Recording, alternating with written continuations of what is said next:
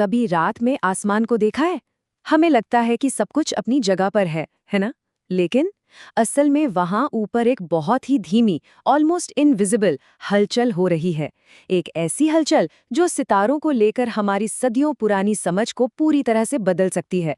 तो चलिए आज इसी ब्रह्मांडीय रहस्य की गहराई में उतरते हैं।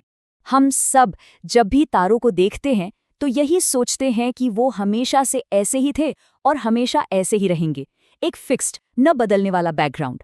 पर क्या ये सच है?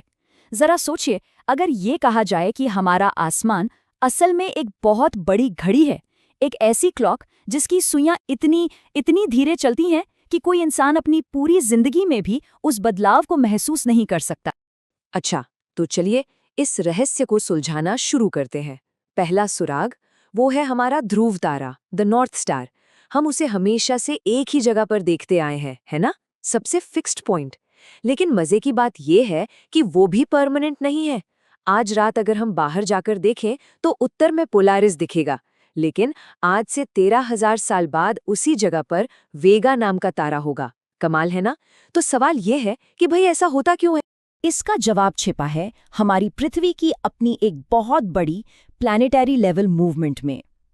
ये एक बहुत धीमी, एक रिदमिक वॉबल, एक डगमगाहट है जिसे अपना एक चक्कर पूरा करने में हजारों साल लग जाते हैं।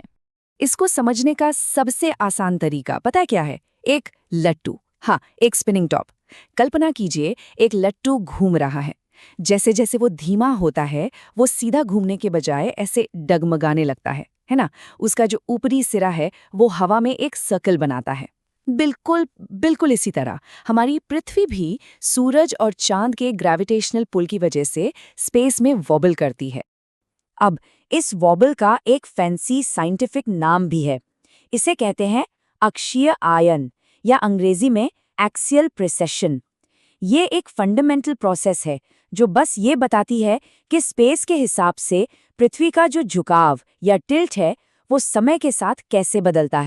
और ये प्रोसेस कितना धीमा है इसका अंदाजा है।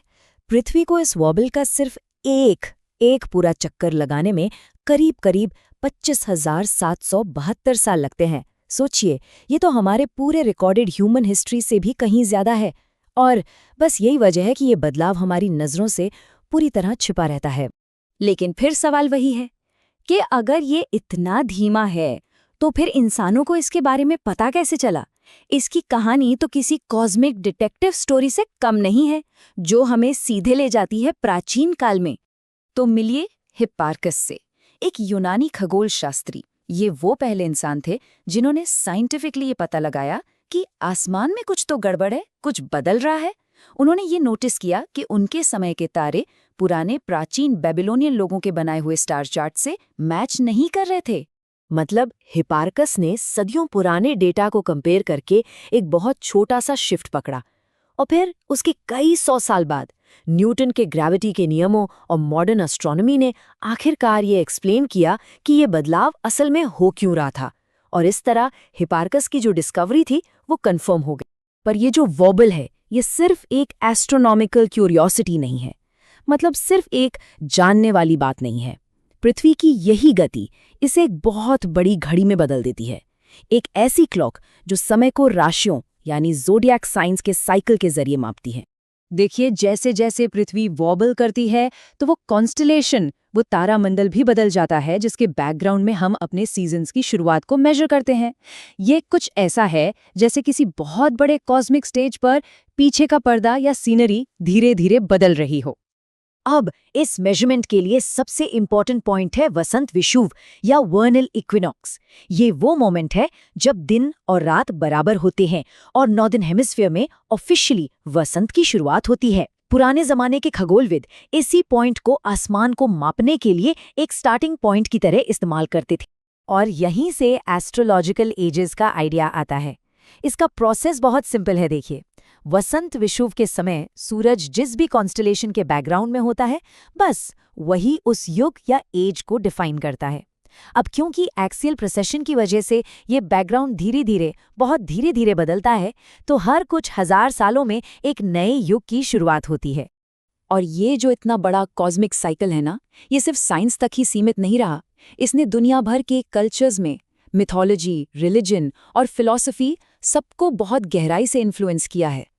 दुनिया भर में अलग-अलग सभ्यताओं ने समय के इन बड़े-बड़े साइकिल्स को समझने की कोशिश की है, जैसे एंशिएंट ग्रीस में प्लेटो का ग्रेट ईयर हो या फिर हिंदू कॉस्मोलॉजी के युग चक्र। इन सब में एक बात कॉमन है, वो ये कि ब्रह्मांड साइक्लिकल है और हमारा अस्तित्व इन बड़ी कॉस्मिक रिदम से कहीं ना कहीं जुड़ा हुआ है। तो फिर इन सब का मतलब क्या निकलता है? ये हमें सिर्फ सितारों के बारे में ही नहीं, बल्कि समय के इस विशाल महासागर में हमारी अपनी जगह के बारे में भी कुछ बहुत गहरा सिखाता है।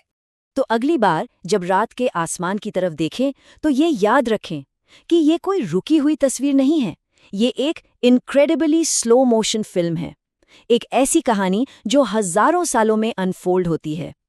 हमारे पूर्वजों को जो तारे दिखते थे वो आज से थोड़े अलग थे, और हमारी आने वाली पीढ़ियों के लिए भी ये तारे अलग होंगे।